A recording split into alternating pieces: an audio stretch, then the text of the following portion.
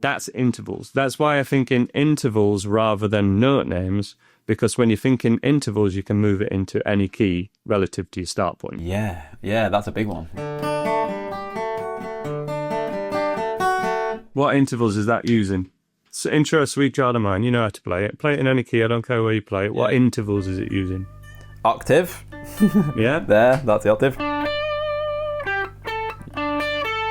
And then fifth. Power chord. And then, is that a four? No, fourth? Yeah, fourth. So technically perfect fifth, perfect fourth, interval. Yeah. What are the other ones out of interest? Then it octaves that fourth, really. Fourth again. And then, fourth again. Yeah. It uses the root to the octave, fifth to the fourth, and then octave of the fourth to a third. Yeah. Like all the heroic intervals. Yeah, it's very... Is there any more, play it slash? It's the same thing as... Yeah. Did they do that on purpose? Because that... A lot of this ends up being instinctual, but yeah, they know about it. Yeah. But that is. That's why you learn intervals, guys. That's why I think in intervals rather than note names, because when you think in intervals, you can move it into any key relative to your start point. Yeah, that's a big one. Do you want to say what your initial inspiration for this? I've observed that I don't think melody, to me, comes natural. I always read interviews where people are like, I love the Beatles because I love melody. Mm-hmm. And that just isn't me. I'm like, no, riffs. Like, and rather than be dismissive of that, well, how can I maybe introduce some of that into my own playing? The inspiration for this video really is how you talked about in the intermediate course.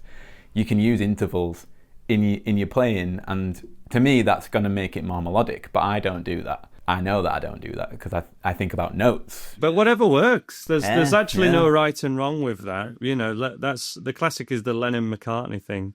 Lennon was less melody and more what you're saying and how you say it, and attitude. Yeah. And McCartney's more, I'm just going to sing a silly love song with silly lyrics, but it'll be such a catchy melody that you can't help. Now they got so good because they were such genius. They got to the point where they could each do the other one's technique very well because they'd learned so much. Yeah, because people at the end of the day want to feel something. You've hit on it. And you know the key to that, in my opinion, it is intervals. I actually learned this more through film music. John Williams is the key. I don't think there's any songwriter who is more world famous than John Williams. No. Everyone knows all the Star Wars themes. Not even the main one. Da, da, da, da, da, da. You all know the Darth Vader theme. And they're all straight to the point. They're actually straight to the point because of intervals. Because you can put an emotion on it. The same thing is used in guitar riffs as well. A super famous guitar riff, like one of the most famous riffs ever. Intervals-wise, that uses an octave, which is like the most heroic interval. A fifth, which is the other really heroic one. Yeah. And then a dominant seventh, which is kind of a bluesy note, basically. A bit of a darker tone to it. Those same techniques are also used in the Star Wars theme by John Williams. So, for example, main intervals, do, heroic, like that's Luke's theme basically. Major scale notes to the octave. So the two main ones he's used there are the root to the fifth to the octave, which is a power chord. Yeah. Why do power chords sound so great? And so, yes, the intervals. Yeah. It's not a mystery once you start to put note names on stuff. Darth Vader's theme.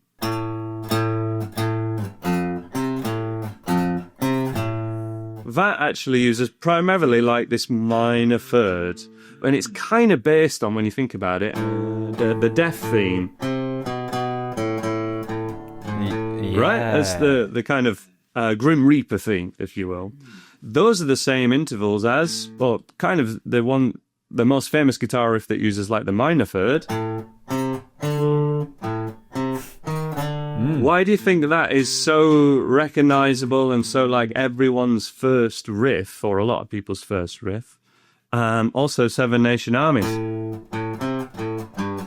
Yeah. It actually uses a lot of these same notes, so the same intervals, as a lot of classic film themes. I've actually played a lot of those in the wrong key. Yeah. Because if I put them all in their right keys, I'd be using different notes every time. But I've just started on an A note because it's middle of the fretboard. Yeah. And I put them all, therefore, into A. So I put everything relative to the 1. That's intervals. That's why I think in intervals rather than note names, because when you think in intervals, you can move it into any key relative to your start point. Yeah, that's a big one. Yeah. A lot of people don't think like that, especially when you're learning the guitar neck. You think, right, we're in C. Okay, C major pentatonic, C minor pentatonic. That's me. Yeah. Yeah? That's me. And that's how you get taught by a lot of guitar teachers. But whichever one you've started on, think of that as the tonic, the 1 chord, the I in Roman numerals. But it's also the one where it feels resolved. Resolve. And the biggest notes that you'll often find are giving you that biggest resolve is the 1st to the 4th and the 1st to the 5th. What intervals is that using? So intro, Sweet Child of Mine, you know how to play it. Play it in any key, I don't care where you play it. What intervals is it using? Octave. Yeah? There, that's the octave. And then 5th. 5th. Power chord. And then, is that a 4? No, 4th? Yeah, 4th. So technically perfect 5th, perfect 4th interval. What are the other ones out of interest? Then it octaves that 4th, really. 4th again. And then, 4th again. And then that's kind of like that, to me, in my mind, that's the 6th. Yeah, I know what you're thinking. Yeah. Because when you learn this thing... Yeah. Exactly. I've but you're not thinking of that relative to the 1. You're thinking it's a 6th to there. Exactly. It's a 3rd. It's a 4th to a 3rd. Yeah. Okay? So why... Is there any more like... That's a great... Yeah. Is there any more... Yeah! Play it slash kind of... And everyone thinks that... Everyone thinks... Yeah. That's the great bit, but... This happens a lot in that song. Yeah. It uses the root to the octave, 5th to the 4th, and then octave of the 4th to a 3rd. Yeah. Like all the heroic intervals. Yeah, it is very... It's the same thing as... Yeah. What's a really hard thing to do is go between all the John Williams themes because they all use such similar flipping things, so I actually have to... think of them first. Dun, dun, dun, dun. So, for example...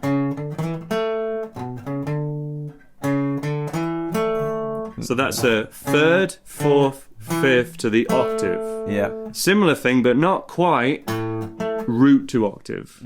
So there, like, emotionally, that's going, this is a heroic character, but not a classic hero. Yeah. He's not a Luke Skywalker. No. That's there in the intervals. Yeah, it is. The Batman theme. That's not hero. No. It is a heroic theme if you put a march on it. It is a hero if it's got a rhythm. Yeah. It's a dark hero, more akin to a Darth Vader, because it uses the same intervals. The music's telling you that. The Superman theme. Yeah. Everything I'm playing here is in A. So when I'm saying the root, I'm just putting everything in A, and then playing an E and a D for the 4th, but it's all just major scale or... So 5th, 5th, 5th, root 5th, 5th, major scale 6, 5, 4th, 5th. Here's an interesting one. Now that major 7th, that to me is the trying note. That is the one that says, we're gonna make it, but we're not there yet. We're gonna try and be heroic, we're gonna try and be heroic, we're gonna drive her down, and then we'll succeed. Yeah. You know what I mean? It is. That's what the melody notes say. The other one that does that, Somewhere Over the Rainbow. Somewhere over the rainbow. It's longing. It's hanging We're on not there yet. It's like hopeful, but we're not quite there yet. Yeah. It's also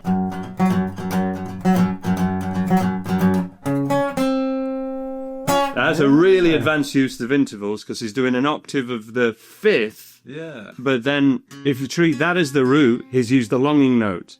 He's used the major seventh. But it's the same thing used in the Superman theme Yeah. as in Somewhere Over the Rainbow, as in Immigrant Song, which is like a driving rhythm, but we're going somewhere. We're not at our destination yet. Yeah. If it was, he'd have used a more da-da-dam, da-da-dam. He doesn't use the root and the fifth intervals because we've not got there yet. He uses the intervals that go da-da-dam. And over the driving rhythm, it's like, that's why it sounds like there's movement. That's why that riff and that song, Immigrant Song, sounds like the Vikings going over the water. Did they do that on purpose? Because that... A lot of this ends up being instinctual, but yeah, they know incredible. that. Yeah. But that is. They might not be able to then make the link that, they wouldn't say, I'm doing the thing that Somewhere Over the Rainbow does, the jump. But they all hear, every musician hears, that knows about intervals hears it in film music. And I just feel really lucky that I grew up with a lot of these classic films while also learning enough on piano where I could like find them a little bit. But then what film music does is it because it's so simple in the notes wise, intervals wise, it'll change key all the time. Yeah. The Batman theme changes key like every 8 seconds and it actually goes down. So it's like the longer it goes on, the more struggle it is. Because Batman takes a beating because he's human, but then overcomes. So clever. It's there in the notes. Yeah. You can put that into your songwriting, into your riff writing, or into your solo. I think so. If it's a 12-bar blues, for example, in the key of C, and you're doing like a B King, and you're playing over that, you can literally think, right, am I going to play a heroic thing, or am I going to make this a bit a darker thing? Yeah, okay. All right? Yeah. So if you're going to make it more heroic, what notes do you use? As in what intervals? Because you can then do it in any key. If I then move this to F, you could use the same thing. F's my root, C's my fifth, F's the octave, where you dominate, and it's in the same place. It's all a power chord. Which notes of a power chord am I using? Or am I staying away from those and I'm using that minor third? And if you have a blues, even if it's a major blues, you have the option to use the major third or the minor third because it's ambiguous. Yeah. So if I played a 12-bar blues in C, like that, play me something heroic over it. All right, let's give it a go. So you're sticking to the root, the fifth, the fourth, not the minor third. So straight away then you played a note and you've made a decision. It's not a bad decision. It's a bluesy decision. But it's not heroic. True. So what do you do? Okay, I'm gonna go... Oh yeah, okay, I got it.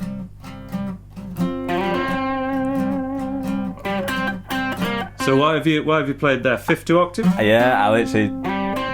Very good octave. No, Yeah, I wouldn't say hero, but it's confident at least so far. Confident. As soon as you went to there, you've made it a bit darkly confident. You've done that kind of thing. Keep playing around with that, but really try and stick to root, fifth, and octave, and then occasionally fourth rather than dominant seventh. Yeah, okay. So your fourth is like fifth. Yeah. And it's also here, isn't it? And you'll hear how like heroic it sounds if you just stick to first, fourth, and fifth. Yeah, you can. And we're doing first, fourth, and fifth because we're not playing a chord, we're playing heroic intervals. Over basic chords. This is mad. Yeah, okay, I got you. Totally other way of thinking of it, right? Yeah, okay. Da-dun, da-da-da-da-dun. I'm really heroic. Da-da-dun. That sounds mad. And we're not really thinking about what chord we're playing over now, you're just thinking intervals. Yeah, it's just how powerful that sounds, yeah. It's really like... Or I could do... God. Sounds fun, doesn't it? Yeah, it's like weird, isn't it?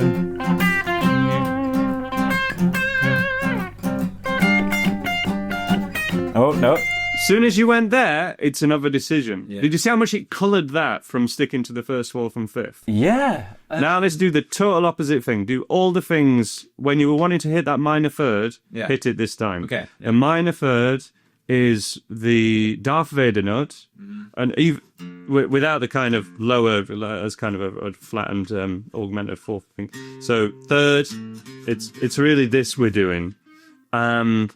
It's also the Smoke on the Water note. Yeah. Minor, darker riffs. Yeah. Do that over the same.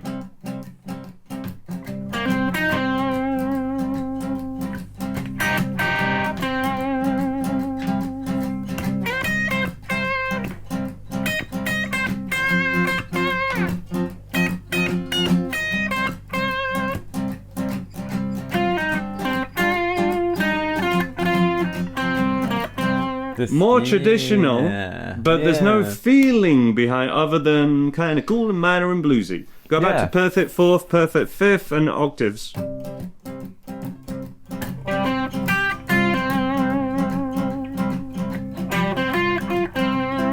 And get that major third in there as well. Let's make this power chord sound major. But you've done that, not me. Okay.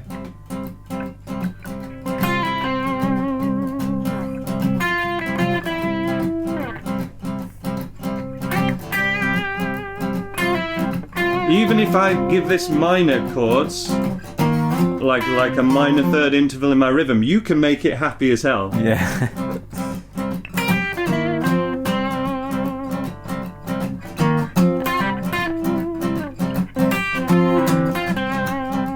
And then I'm like, oh, in my rhythm, I wanna marry your fourth and fifth, fourth, thirds and fifths. And suddenly everything's happy as hell.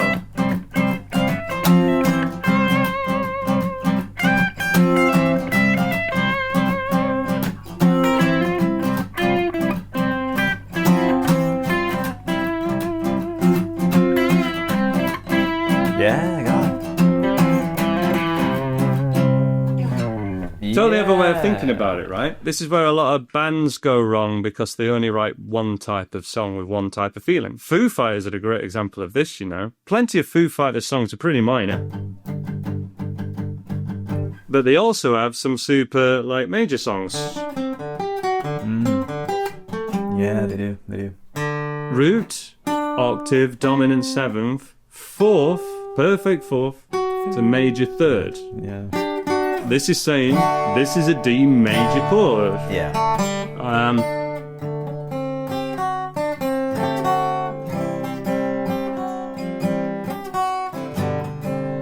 It's almost Sweet Child of Mine. It's almost like that. Incredibly close. Yeah. It's really close. Yeah. It's really close. Yeah. How do you think you get so many riffs out of the same notes? Yeah. You've got to be really close and then step away and then give it something else, which he probably just stumbled from. He probably tried that, like a B minor chord. He probably tried that at every fret. Yeah. There it sounds cool. Great I'm going to call. mix that with another thing. Totally other way of thinking about it. Not how a lot of great guitar players think about stuff, but when you're more licks-based, that's a great thing to try. And it means that you're in control of the emotion that you're doing from the first note. I mean, literally, a Sweet Child of Mine solo.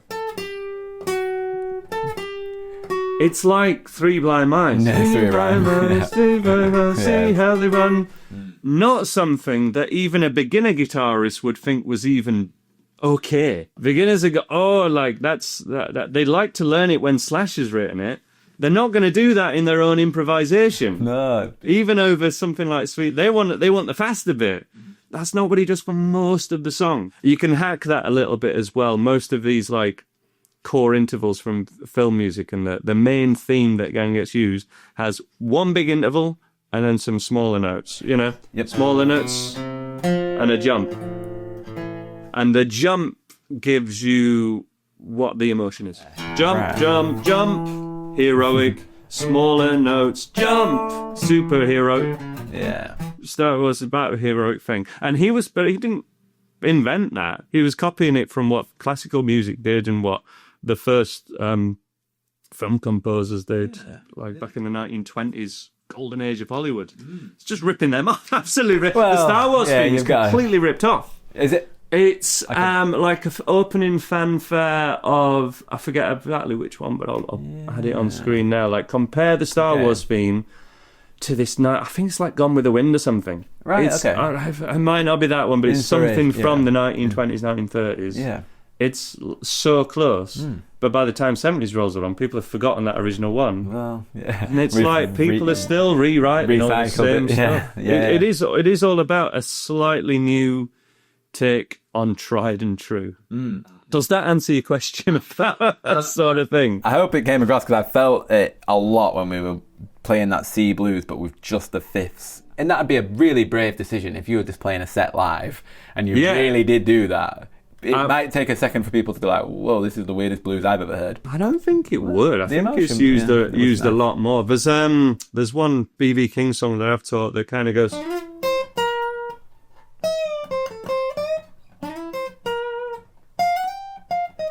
It's like a...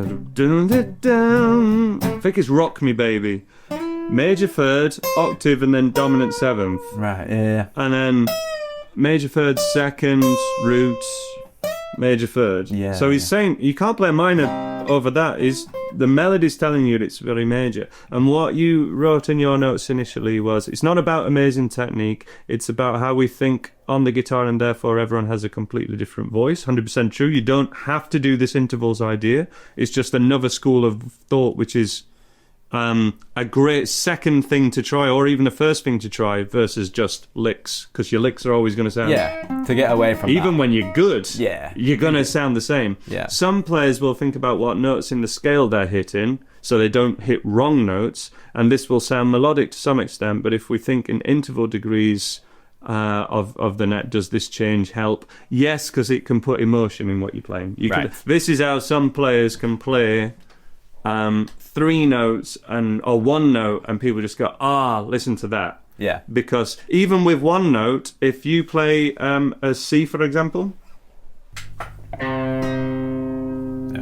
we've just made a minor chord. Do the same note again. Major chords. Keep going. Ambiguous, but that's a fourth, but kind of heroic. And if I go fourth to fifth, and that's where, like, again, very heroic. Fifth, fourth, third, fourth, root, dominant seventh. And of course, that dominant seventh, that was my way into modes, figuring out that a lot of these very major songs that I liked had a dominant seventh, which is the mixolydian mode. Yes. And that's where you're like, that makes sense, because if you played a major note there, that one kind of, it sounds too happy. Too happy. Yeah. But yeah, that's why you learn intervals, guys. That's it. Does that answer your question? Yeah. I've not thought of it like that, so it genuinely is something to take away and have that plan B. Or sometimes plan A, if the notes you're playing need to get emotion within literally the first note. Yes. Because the first note you play can be an interval if someone else is playing the root for you. Like we just did then. If I want this to sound kind of minor and a bit more dry, have a bit more either sadness or maybe aggression, root, minor third. If I want it to be more heroic, octaves fourth and fifth. And you can really play around with that. And which one you use and how long you're on each note for governs the emotion of it, not whether something's right or wrong. Yeah, but it's like with the blues, like I found that I'm always just doing bluesy things because I think that's like what you have to do. It's like it's a blueprint that you have to follow, but it's not. And obviously B.B. King totally... B.B. King, Buddy Guy as well as quite a... But it's not... I can't think of Buddy Guy's song, but he's very, very kind of major. It's like, hey, we're going to party all the night. Like that kind of thing. It doesn't always have to be everything's gone so bad and I'm so angry. So yeah, that's something else to try. Sometimes it's the first thing to try, but sometimes it's second thing when you feel stuck with playing the same old whatever. Yeah, indeed. Yeah, I liked it. And that's what the pro's doing. They're thinking about the emotion.